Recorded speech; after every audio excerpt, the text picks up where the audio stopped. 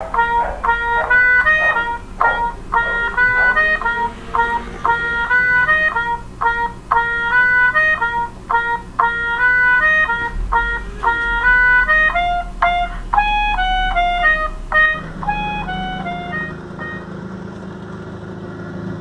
aí, vamos para a aula? A aula de hoje é sobre a história da África. Você já estudou uma parte dela e nem sabe. Quer ver? Vamos começar? História da África na nossa semana de número 7. Pessoal, antes de dar início de fato às nossas aulas, é necessário a gente refletir um pouco sobre esse continente imenso, que é o continente africano. Nós já vimos, por exemplo, que esse continente é o berço da humanidade, conteúdo do sexto ano, você se lembra? Foi lá, por exemplo, que surgiram os primeiros hominídeos que se espalharam por todo o planeta. Todos nós somos, em parte, filhos da África. Bem, vocês estudaram também sobre o continente africano, o Império Egípcio, também no sexto ano. E surgiu também como conteúdo a cidade de Cartago, essa que aparece aqui na imagem, lembrando que foi uma cidade importantíssima de ser conquistada pelo Império Romano, pois só a partir da conquista da cidade de Cartago é que os romanos puderam chamar o mar Mediterrâneo de Mare Est Nostrum, do Mar Nosso, já que essa cidade era um importante ponto de comércio do mar Mediterrâneo. Pessoal, o continente africano, e é sempre importante destacar que é um continente e não um país, é o terceiro maior continente do planeta, com 30 milhões de quilômetros quadrados, composto por mais de 50 países e de múltiplos grupos étnicos. O que quer dizer isso? É que a África ela é composta, obviamente, por várias etnias, vários povos, e isso dá ao continente a característica, por exemplo, da grande diversidade cultural, com mais de 800 etnias só na região centro-sul, com árabes, berberes e egípcios já na região norte, com mais de 1000 línguas nativas, além das línguas europeias, né? Consequência da colonização que o continente recebeu, né? Como o português, o francês, o italiano, o alemão, o espanhol, o afrikaner, que é uma derivação do holandês, que também acontece no continente africano, e o árabe. Não há homogeneidade, por isso que eu separei essa imagem aqui, ó, com a imagem do continente africano com várias faces, com várias caras, justamente para dar a entender que o continente ele tem várias características culturais, ele é diversificado.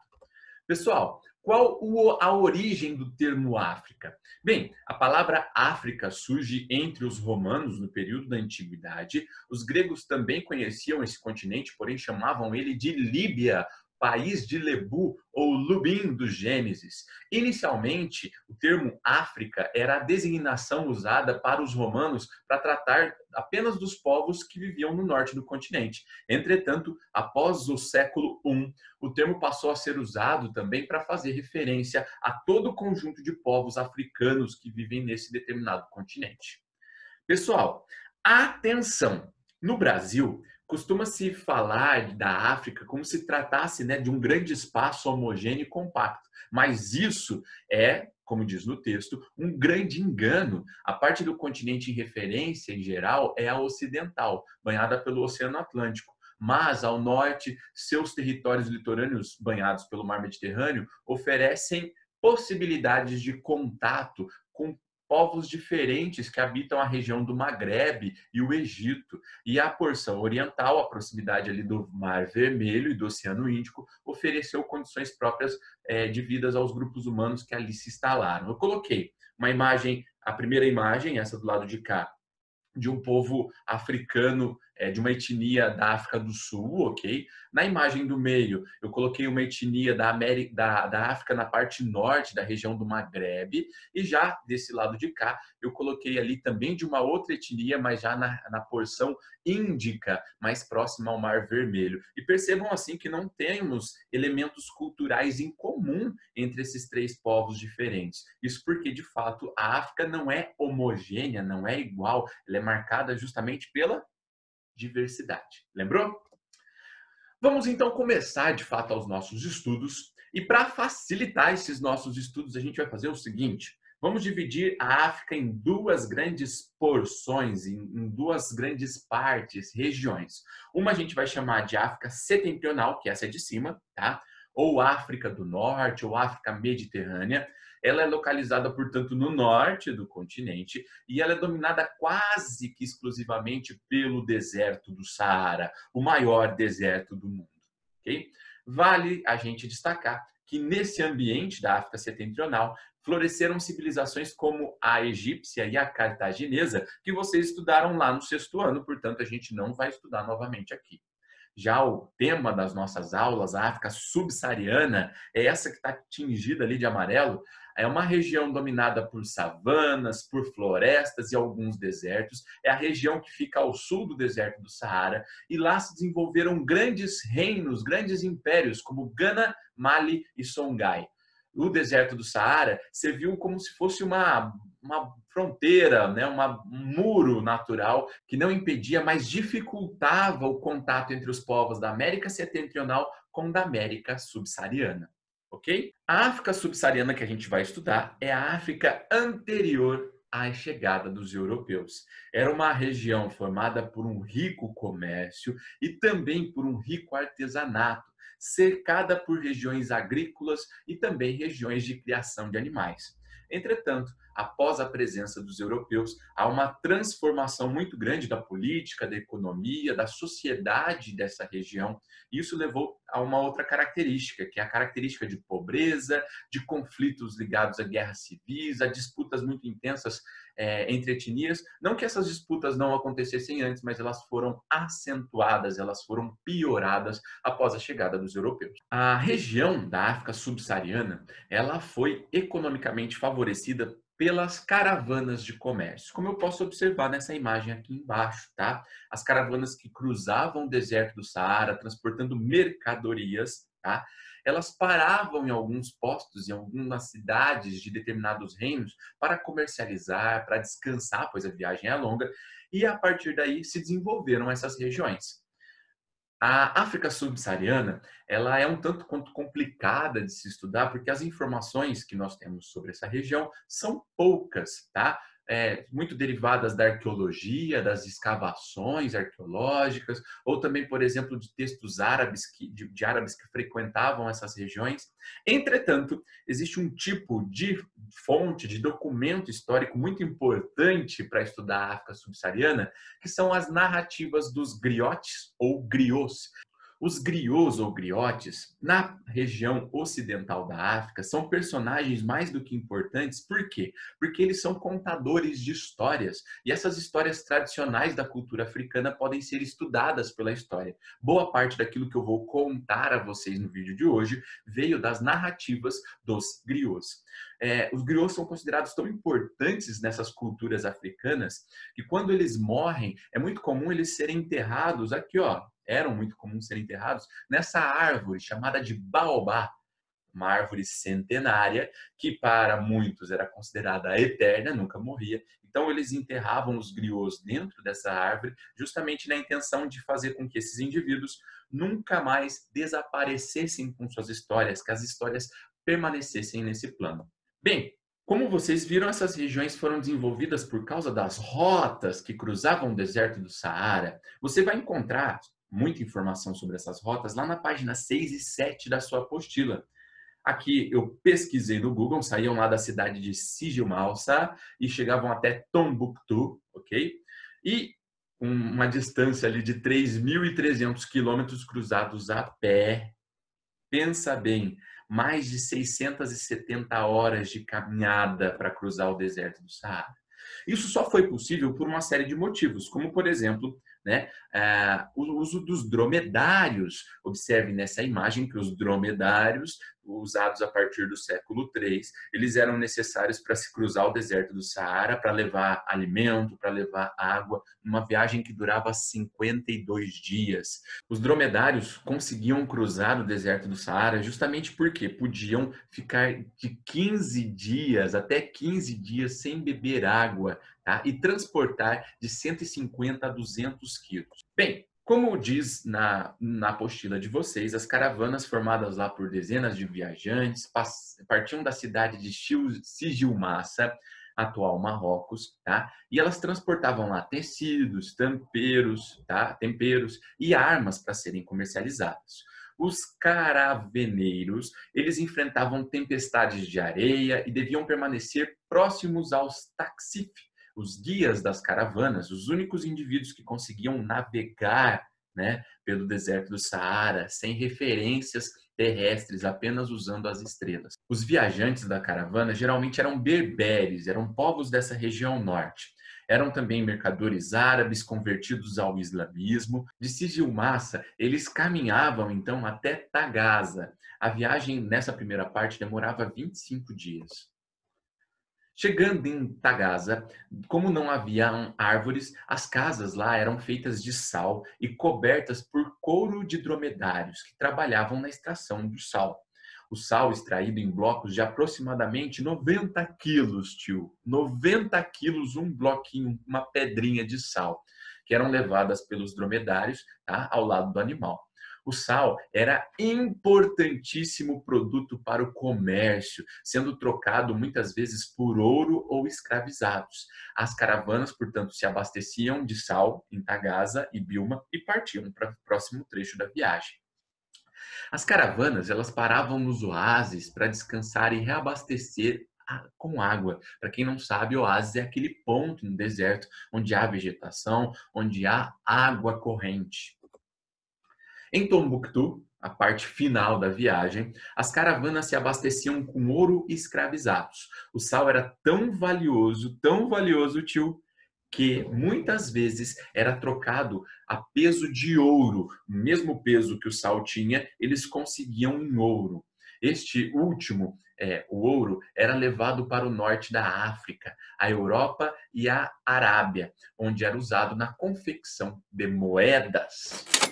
Bem, mas o que de fato a gente vai ver na aula de hoje não é só a rota subsaariana. Isso é importante também, mas é importante a gente perceber 3 grandes reinos que existiram na África subsaariana. O reino de Gana, tá? O Império Mali e o Império Songhai. Eu coloquei aqui no mapa, mas ficou muito pequenininho, não é? Olhe para o mapa fazendo um favor. Essa região aqui, ó, ampliando, tá? Que eu vou colocar aqui ao lado, vai dar origem, então, a esses 3 reinos, esses 3 impérios importantíssimos: Gana, Mali e Songhai. Começando, então, por Gana, o reino de Gana. Ele se desenvolveu onde hoje a gente encontra os países de Mali e Mauritânia. Ele começou a se formar a partir do século IV, tá? Da união de algumas vilas e alguns povos na região de Sahel, que era a faixa mais ao sul do deserto do Saara, tá? E lá se desenvolvia muito, mas muita atividade comercial. Por causa disso, os caravaneiros que vinham do deserto do Saara paravam ali para descansar, para abastecer a sua caravana, né, nos rios, nos oásis que existiam no reino de Gana.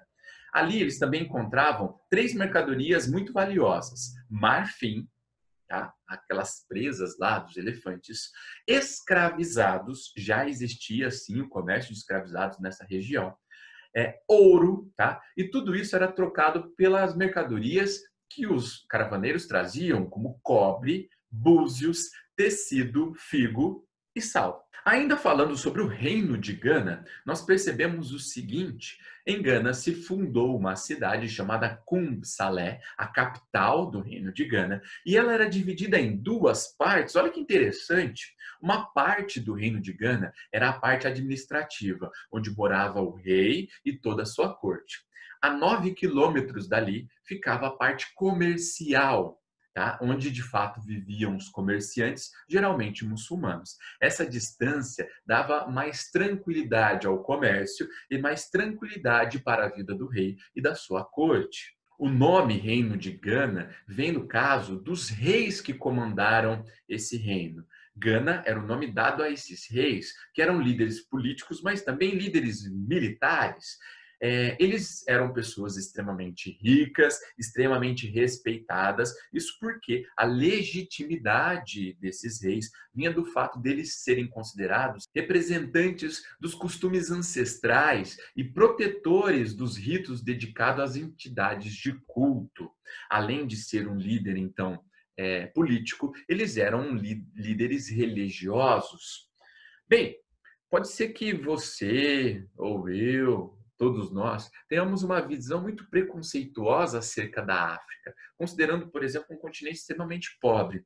É óbvio que existe pobreza, sim, na África. Entretanto, essa pobreza não é generalizada, a desigualdade social marca de fato o continente, mas há bastante riqueza. E nesse período, então, do Reino de Gana, a riqueza era ainda mais fácil de ser percebida. O soberano de Gana, então, o rei, por exemplo, ele vestia uma túnica e tinha na cabeça um turbante encimado por um gorro bordado em ouro. Trazia colares, pulseiras também em ouro. Atrás dele ficavam 10 escravos com espadas e escudas ornamentadas de ouro.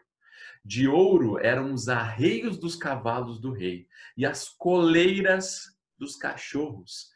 Conta mais Al-Bakri, um árabe que comercializava ali no reino de Gana, que o rei amarrava um de seus corcéis, um de seus cavalos, a uma pedra de ouro que pesava 14 quilos. Isso pode ser encontrado aqui no livro A África Explicada para os Meus Filhos. Ainda sobre o reino de Gana, nós vamos perceber o seguinte, que a diversidade religiosa também se manifestava ali. Viviam em Gana muçulmanos, cristãos e animistas. O animismo é uma crença, tá? Cuja concepção é de que o único criador do universo colocou espírito em todas as coisas, sejam elas animadas ou não. Então, tudo que há no universo, na natureza, tem ânimo, tem espírito. Entretanto, a partir do século X, em Gana, o império mais poderoso da região começou a entrar em declínio. Tá? No século XI, ele foi atacado por guerreiros muçulmanos da Mauritânia, chamado de Almorávidas, e esse grupo enfraqueceu o reino de Gana, que depois, enfraquecido, começou a ter partes do seu território se tornando independentes, como, por exemplo, partes tomadas pelo Império Mali, o Império Mali, que a gente vai estudar agora, e também Soso. Segundo reino importante que nós vamos compreender agora, o Império Mali, esse maior que o reino Gana, tá? O Império Mali também fica localizado hoje em Mali e Mauritânia, países africanos. E para a gente estudar a história desse império, um nome é fundamental. Sundiata Keita, líder de um povo chamado Mandinga. Esse cara, ele fundou o reino, o Império Mali, às margens do rio Níger e determinou que uma cidade chamada Niani seria a capital de todo o Império Mali. Ele percebeu que a riqueza da região vinha muito das minas de ouro e das minas de sal. O sal era valorizado demais. Então ele dominou essas minas, tá? E dominou também o comércio de sal que acontecia em Tagaza, aquela cidade que fazia parte da rota do deserto do Saara.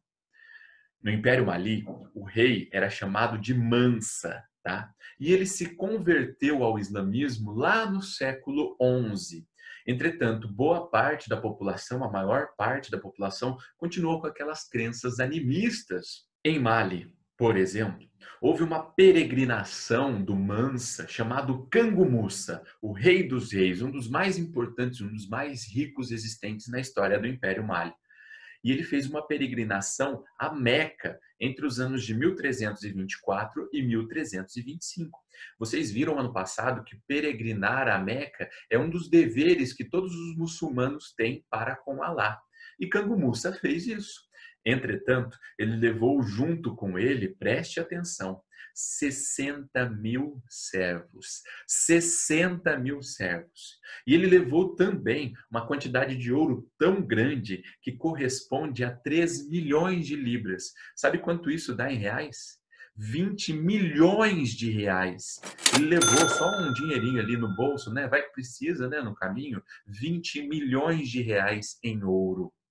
Pelo caminho, Ele distribuiu tanto ouro às pessoas, lembra que para os muçulmanos, né, a caridade, dar esmolas, é algo também valorizado por Alá. Ele distribuiu tanto ouro que ele fez o metal se tornar extremamente comum na região. E o ouro perdeu o seu valor. O Império Mali, no seu auge, com Kango Musa, o rei dos reis, tinha um exército pequenininho, tá? 100 mil homens, isso no século XI, tá? Desses 100 mil homens, 10 mil eles eram cavaleiros.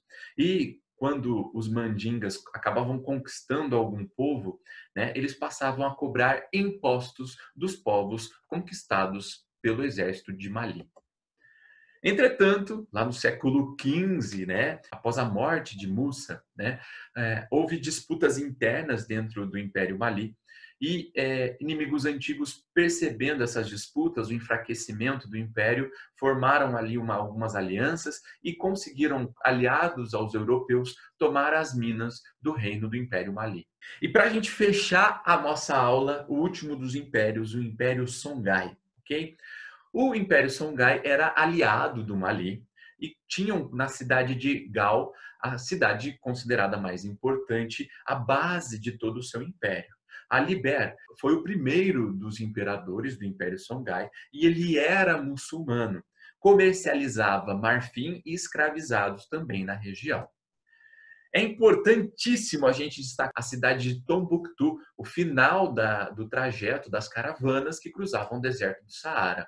Essa cidade é uma das mais importantes da região, é a porta de entrada para o comércio das rotas subsaarianas, uma cidade extremamente organizada durante a existência do Império Songhai. Ali, para a gente ter uma noção, a cidade tinha um exército profissional só para cuidar da segurança desse ambiente, desse espaço. Ali se coletavam impostos e existiam centros de estudo, uma universidade na África em pleno século XV. Só para você ter uma noção, no Brasil a gente só tem universidade a partir do século XIX e no século XV Tombuctu já tinha uma universidade.